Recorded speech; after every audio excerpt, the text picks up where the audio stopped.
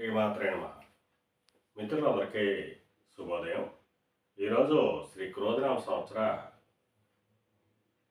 పుష్య బహుళ నవమి గురువారం. ఈరోజు నవమి మధ్యాహ్నం 3:21 వరకు ఉంది. తదుపరి దశమి. ఈరోజు విశాఖ నక్షత్రం.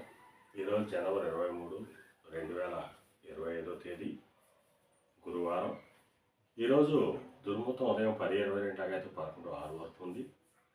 వచ్చే ఉదయం 7:10 అయితే 8:55 వరకు కూడా వచ్చి ఇవ్వడం జరిగింది.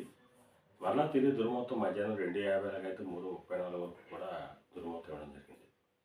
ఈరోజు పంచాంగరీత్యా ఈ రకమైనటువంటి ఫలితాలు గోచరిస్తున్నాయి.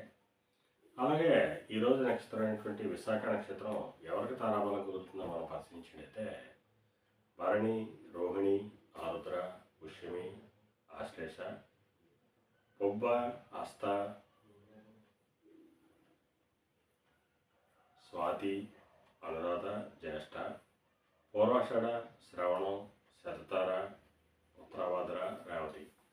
ఈ నక్షత్రంలో జన్మించినటువంటి మన మిత్రులందరికీ కూడా ఈరోజు నక్షత్రాలైనటువంటి విశాఖ నక్షత్రం అనుకూలంగా ఉంటుంది. అందువల్ల ఇప్పుడు చెప్పినటువంటి నక్షత్ర జాతకులందరికీ ఈరోజు శుభకరంగా ఉండే అవకాశం ఉంది. అలాగే ఈరోజు రాశి ఫలాలను మనం పరిశీలించినట్లయితే మేషరాశిలో జన్మించిన వాళ్ళకి కళతరపరక లాభం కలుగుతుంది. వృషభ రాశిలో జన్మించిన వాళ్ళకి శత్రుభయం కలుగుతుంది. మిథున రాశిలో జన్మించిన వాళ్ళకి సంతానానికి సంబంధించిన శుభవార్తలు ఉంటారు. కర్కాటక రాశిలో జన్మించిన వాళ్ళకి ఆకస్మిక ప్రయాణాలు చేయాల్సిన అవసరం ఉంటుంది.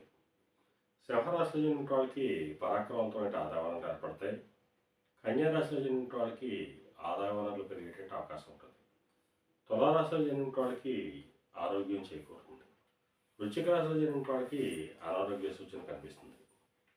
ధనురాశిలో జన్మించిన వాళ్ళకి చేసేటువంటి వ్యాపారాల్లో లాభాలు ఆర్జించేటువంటి అవకాశం ఉంటుంది.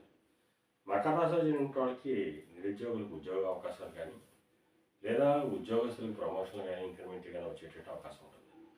కుంభరాశిలో జన్మించిన వాళ్ళకి పితృరాజితానికి సంబంధించిన శుభవార్తలు ఉంటారు. వారికి సంబంధించి తీసుకున్న నిర్ణయాలన్నీ కూడా సఫలమయ్యేటువంటి అవకాశం ఉంటుంది. మేన రాశిలో జన్మించిన వాళ్ళకి అతి సామాన్యంగా ఉంటుంది. ఆరోగ్యభంగా ఏర్పడుతుంది. ఈరోజు ద్వాదశ రాశి ఫలితాలు ఈ రకంగా తెలియడం జరిగింది. అలాగే ఈరోజు ఫైనాన్స్ రంగంలో ఉన్న వాళ్ళకి కానీ బ్యాంకింగ్ రంగంలో ఉన్న వాళ్ళకి కానీ మధురైనటువంటి వస్తువులు క్రయవిక్రయాలు చేసిన వాళ్ళకి కానీ ఈరోజు మిక్కిల శుభదాయకంగా లాభదాయకంగా అవకాశం ఉంది. అలాగే ఈరోజు గురువారం.